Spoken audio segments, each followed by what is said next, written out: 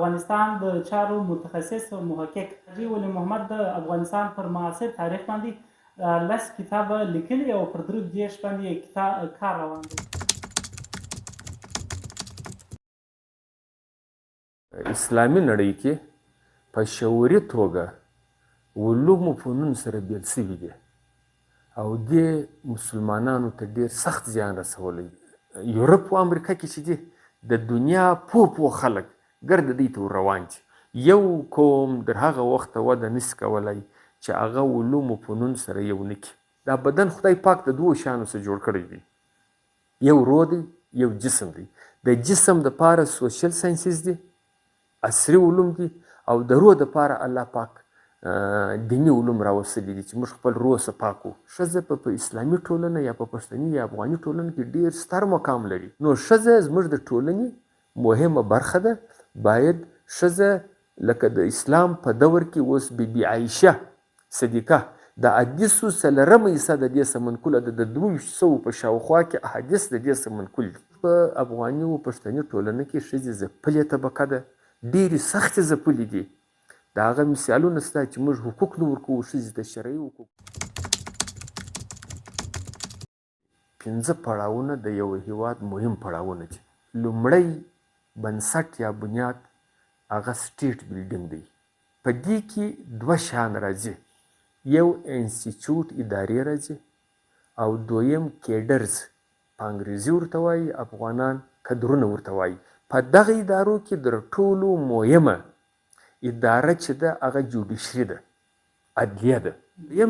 دویم پړاو د ریاستي اډانې 30 کاله چې دا ته پیاوړې کې، 30 کاله بعد به بیا دغه کوي، بیا نیشن بلډینګ راځي، ملي اډانه چې ستا په دغه ریاستي اډانه کې بیل کامونه چې شتون لري د هغو تناسب و ترکیب برابر دی که نه دی، که تا یو کوم راوستلی دی. بدبختانه دغه 2 کمی ما د طالبانو په حکومت کې ولیدې چې آل خلک پر ادارو نسته. یو دویم قومي انډول نه دی برابر. پر اکثرو ادارو باندې ناپښتانه لږ او پښتانه یوه طبقه د پښتنو یې پر مقرر کړې ده، هغه د طالبانو طبقه ده. دا د ثور د کودتا بعد په ریاستي اډانه او په قومي اډانه دواړو کې ګوتې ولې سوي دي چې دا استحکام د افغانستان راغلی نه دی. هغه دغه 2 شیان په ګوته ښورول سوي دي. او دریم شی چې دا 2 پرسوله، دریم شی بیا دغه د اکانومي د اقتصاد دی. ته به اقتصاد ته وده ورکوې. if you control the economy you control the world. افغانستان اقتصاد په 40 کلنه موده کې وده نه ده کړې. مهم شیان یې دغه 2 دي. وینې اهل خلک نسته. ستا وخت دغه وخت د اقتصاد وزیر چې پر ناست دی هغه په اقتصاد کې علم نه دی کړی، هغه په مدرسه کې سبق ویلی دی، مفتي به وي، ښه عالم به وي، په دې کې شک نسته. په 3 لمبر باندې ماډرنایزیشن راځي، نوښت راځي. رسول علیه السلام وایي که چیرې زما د امت په زړه کې د چوکۍ او دولت شوق پیدا سو، دا به و اسلام ته دومره ضرر ورسوي چې 2 وږي لیوان به یې توریدلې رمه ته نه ورسوي. نور نو افغانستان ته پکار ده چې نه د روس لپاره د امریکې مرچي سي، نه د امریکې لپاره د روس مرچي سي. خپلواک افغانستان لکه په شاهي پیر کې چې را روان ولو، دغه د روسو د امریکې سره یا د نورې دنیا سره یو مناسب او متوازي تعلقات و باندنۍ اړیکې ساتلې وې.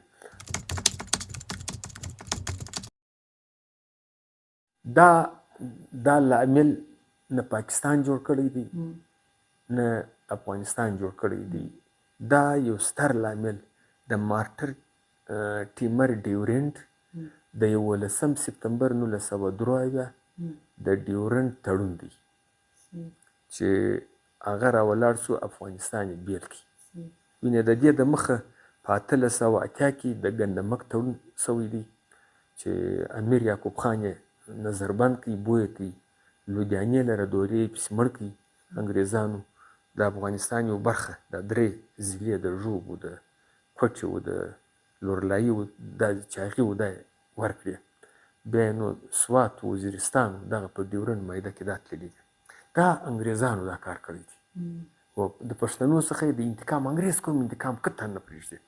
دا په 20 حالاتو کې نه افغانستان دا توان لري چې دا خبره در ځای ورسوي، نه پاکستان دا توان لري چې دا خبره تر سره ورسوي، هلې راوباسي.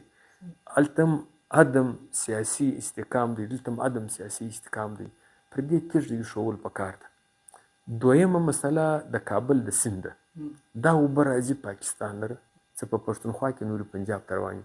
پر دې باندې تړون کېدی شي، داسې تړون کېدی شي د اوسه دا بیا تړونه دا دوه الطلبه مسلې ستونزې د پاکستان او افغانستان در مابین چې څوک د حقوقو نارې وي یا په افغانستان کې د حقوقو نارې وي، ویې ګوره چې دا غلطه ده که صحیح ده. یو مجرم چې زه په پټه وژنم ورکوم یې، در دې دا ښه ده محکمه ته یې وسپاره، عدالت ته یې وسپاره. که دی په خپل پاکستان کې د هندوستان ایجنټ یا د افغانستان ایجنټ، پاکستان قوانین دته د دا اجازت نه ورکوي، سزا دې ورکړي، په ډاګه دې سزا ورکړي. هېڅوک یې مخالفت نه کوي چې که زما زوی که زما ورور.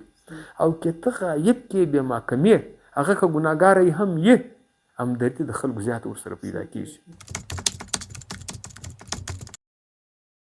دا ازمایشګاه ده، امتحان دی. د امتحان دپاره الله پاک وایي بل ځای بسم الله الرحمن الرحیم واعلموا انما اموالکم و اولادکم فتنه. اوس نو راځو زموږ ټولنې ته، زموږ خصوصا زموږ پښتني ټولنې ته، د حلالو د حرام. زموږ په دنیا کې زموږ ښځینه طبقه حق لري، دا د قرآن باب دی.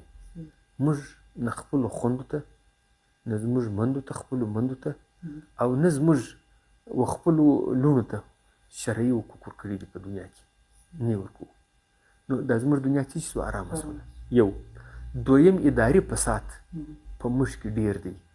نو دغه دوه شیان چې ستا په کور کې نشي را، یو د دنیا حلاله نه وي، یو د ټولنه یا کور د کور ماحول اسلامي نه وي، په دې کې نو ګډوډي راشي. بیا نو الله پاک دا وایي، الله پاک وایي بسم الله الرحمن الرحیم فذرني ومن يكذب هذا الحديث سنستدرجهم من حيث لا يعلمون واملي لهم من كيد متين. الله پاک رسول الله اسلام ته وایي ما و هغه سړی سره پرېږده، هغه څوک سره پرېږده چې دوی زما آیاتونه سم نه بولي، ناسم یې بولي، درواغ یې بولي. زه به دی ورو ورو د درنګه ووهم چې دوی به په ځان نسي پوه، او معیشت به د خدای پاک د عذابو سره ارومرو مخامخ کېږي. په دې عذابو کې به یو عذاب دا وي چې یو سړی به د ماینې یا زوی په لاس وژل کېږي. کې ماینه او زوی نه درلودل، بیا به د ورور یا همسایه په لاس وژل کېږي. صحابه ورته بیا رسول الله دا به څنګه کېږي؟ رسول الله اسلام ورته چې په دې خلکو کې به مسکیني یا نیستي پیغور و آر وي. دا خلک به د پیسو د لاسته وړلو لپاره په داسې ناوړه کارو لاس پورې کړي چې په هغه کې به اول د دستر خوړل کېږي.